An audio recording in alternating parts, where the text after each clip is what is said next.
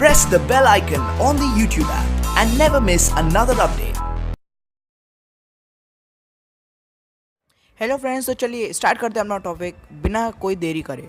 तो फ्रेंड्स, आज का हमारा टॉपिक ये है, जैसा कि आपने अभी थंबनेल पर देख लिया होगा कि आज मैं आपको कैसा फ़ोटोज़ बनाना सिखा रहा हूँ with the help of PicsArt. तो चलिए मैं अपना वो वाला फ़ोटो निकाल लेता हूँ। ये वाला फ़ोटो फ्रेंड्स, सॉरी फॉर इतना टाइम लग रहा है। तो फ्रेंड्स, मिल गया, देखो मेरा ये वाला फ़ोटो। अब इसको हमें एडिट करना है। तो फ्रेंड्स, मैं दिखाया था मैंने अभी इसको किस तरह से एडिट करा था और मैं आपको किस तरह से सिखाऊंगा। फ्रेंड्स, ये मैं आपको करना सिखाऊंगा। तो फ्रेंड्स, देखते रहिए मेरी पूरी वीडियो, तभी आपको ये ट्यूटोरियल समझ आएगा। तो अगर फ्रेंड्स आपको इसमें कोई भी दिक्कत हो तो सिंपली कमेंट बॉक्स में ओनली कमेंट कर दीजिएगा, मैं उसका रिप्लाई तुरंत दे दूँगा। Okay friends.